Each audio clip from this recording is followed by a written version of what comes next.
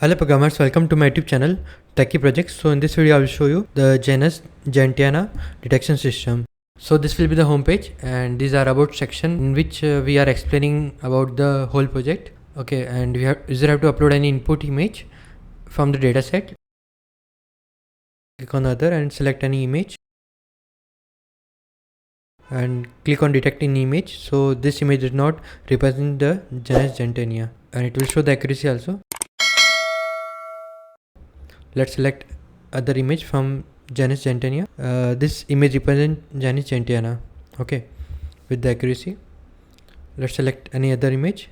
Okay, this image represents genus Gentiana with the accuracy.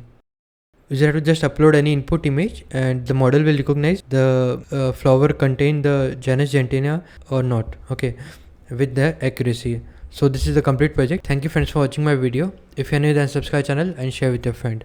Thank you.